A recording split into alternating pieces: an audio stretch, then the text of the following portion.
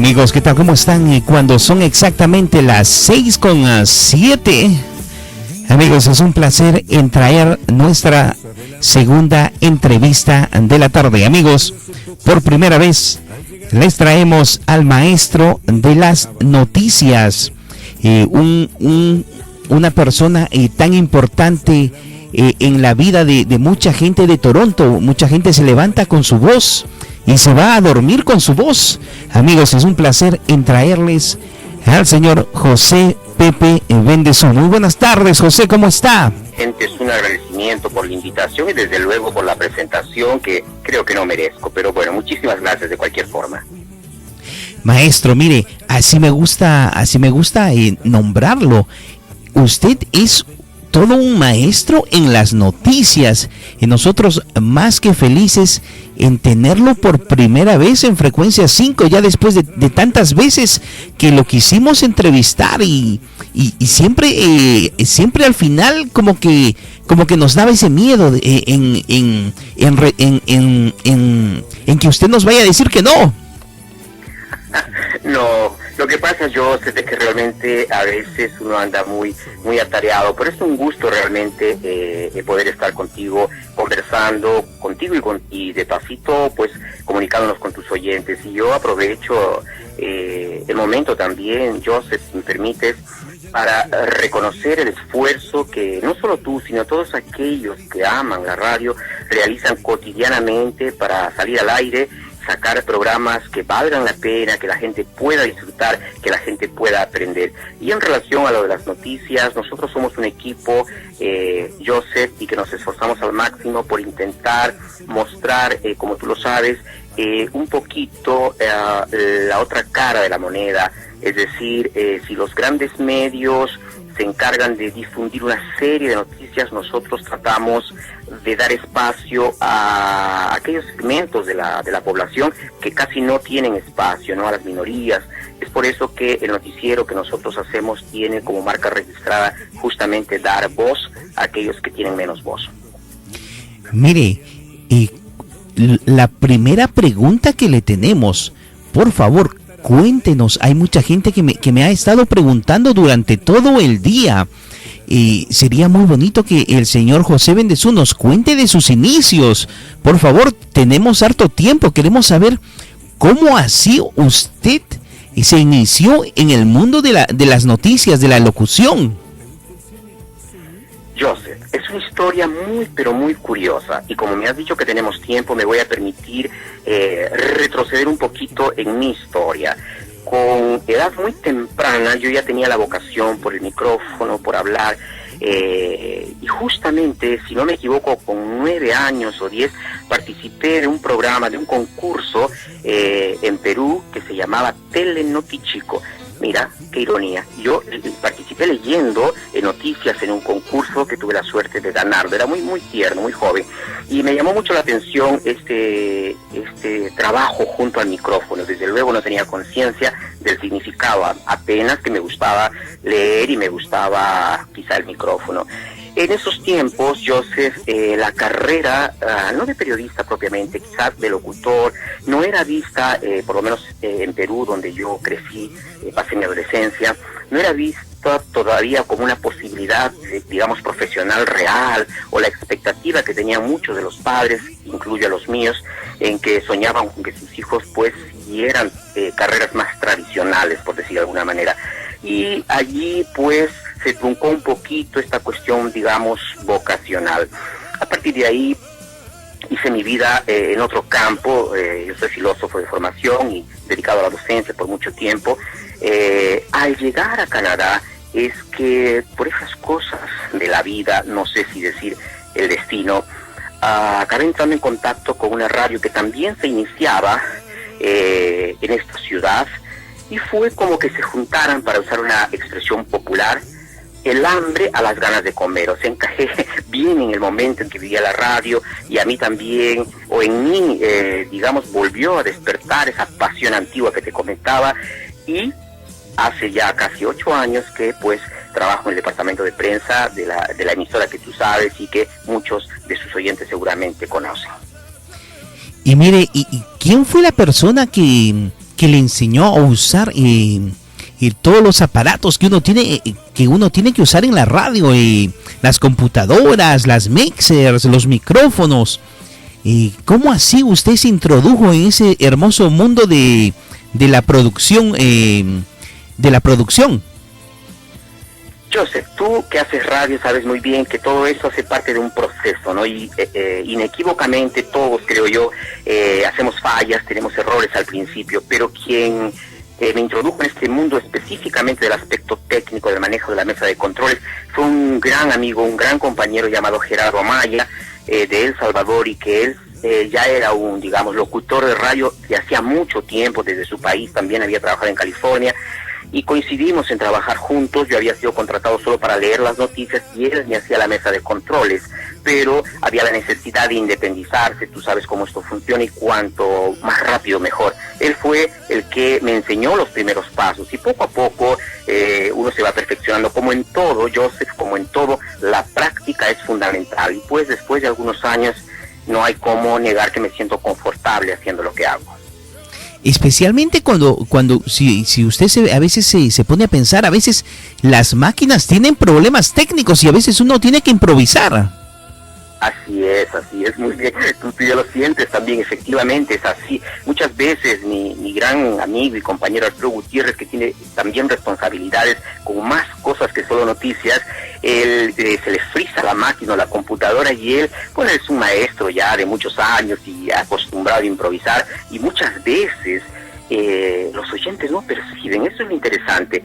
Joseph, no sé si tú ya has notado, hacer radio es hacer un poco de magia, es crear en el imaginario del oyente escenarios que quizá no condigan con lo que está sucediendo en el momento, en la medida en que se pueden estar enfrentando pequeños problemas como a los que tú aludiste, ¿verdad? Es así que sucede, pero uno ya se acostumbra y de alguna manera está preparado para esos avatares. Es decir, uno tiene recursos como que, por decirte, para improvisar y en mi caso, no tener noticias de reserva, tener ahora los teléfonos inteligentes que pueden funcionar alternativamente, o incluso algunas notas impresas. Pero como te digo, somos un equipo que trabajamos también con audios, entonces estamos de alguna forma preparados para esas vicisitudes. Imagínense, porque antes inclusive era más difícil producir programas. Imagínense, antes cuando uno tenía que hacer en tapes, en CDs, imagínate, uno era como si uno estaría en el circo haciendo malabares para tratar de sacar un programa. Es verdad, un verdadero obrero que era obligado a hacer varias cosas, a veces casi que al mismo tiempo, para poder entregar un buen producto.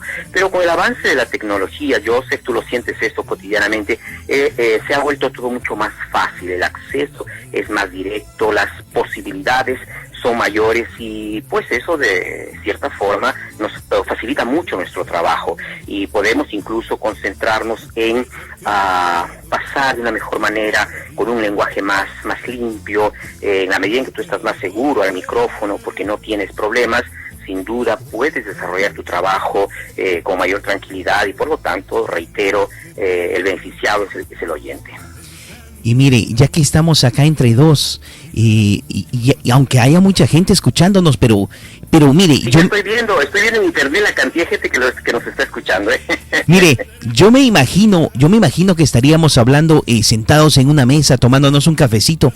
Mire, ¿qué consejo usted daría a las personas que les gustaría de entrar a hacer un poco de radio? ¿Qué consejo usted personalmente les diría? Mira, este es el consejo que viene de mí, esta es la experiencia que yo viví. A mucha gente que a veces piensa que la radio es fácil de hacer. Joseph, primero te agradezco por esta pregunta. Te agradezco por lo siguiente. Creo que me da la posibilidad de pasar un mensaje sin ninguna pretensión. Pero creo que si pudiera yo dar un consejo a alguien que tiene esta inquietud, sería el siguiente. Lea bastante, lea mucho. Cuando usted lee, Joseph, usted adquiere vocabulario, usted adquiere la posibilidad de manejar mejor el lenguaje. Y en mi modo de entender, nada mejor para un oyente que escuchar del locutor un correcto uso de la lengua. Esto me parece a mí fundamental y es una lucha que tenemos que hacerla diariamente, ya que como tú sabes y nuestros oyentes también, el lenguaje oral es un poquito más permisivo, no es tan riguroso como el escrito, justamente porque muchas veces se tiene que improvisar. Y es por ello que yo pienso que cuanto mejor esté preparado el locutor, el oyente puede recibir el mensaje con mucha más facilidad. Note que cuando yo le digo, Joseph, usar correctamente el lenguaje, no estoy ni siquiera jamás diciendo algo como una suerte de erudición, no, por el contrario, yo pienso que el mejor comunicador es aquel que se hace entender con el mayor número de personas, ¿verdad? Es decir, no necesita usted para nada usar un lenguaje sofisticado.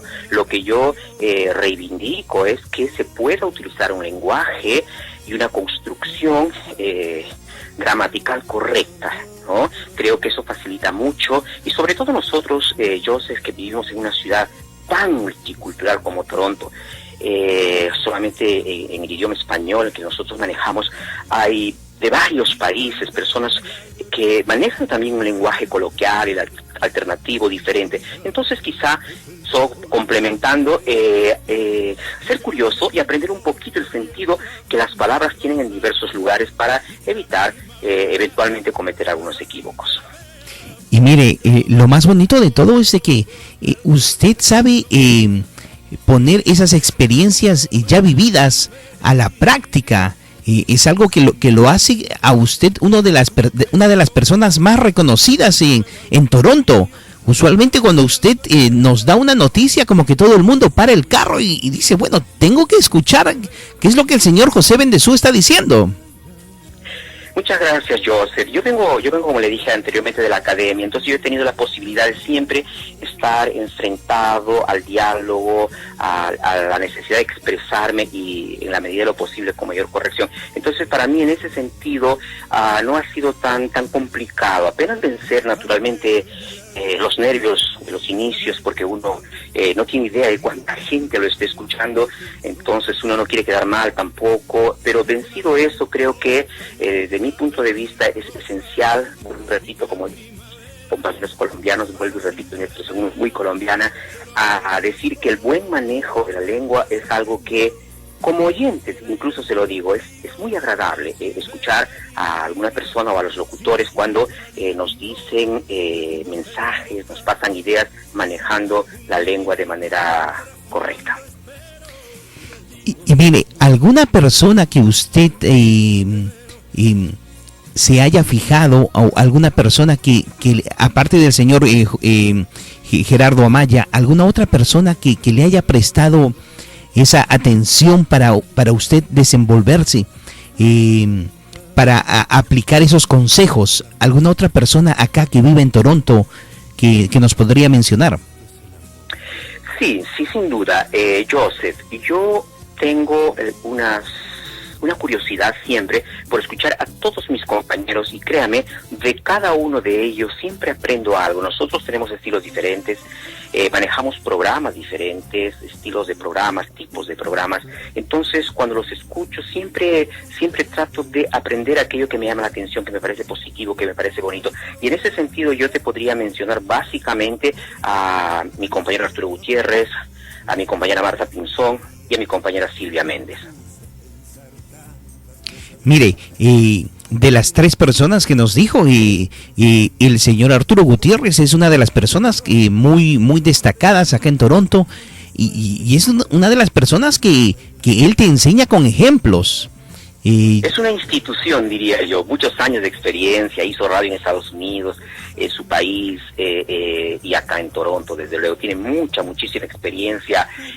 Yo me deleito escuchándolo, ¿no? Y también cuando él interactúa con sus oyentes, el manejo que tiene de los tiempos de radio, que tú sabes, Joseph, es muy importante, ¿no? Sí, mira, y otra personita tan especial, la señora Martita Pinzón, y otra señora Dulce que se ha sabido ganar a mucha gente, muchos oyentes también. claro, una voz muy bonita, una dicción muy correcta, y también tiene la ventaja de ser de un país tenido como uno de los que, o en los que se habla mejor la lengua española, que es Colombia.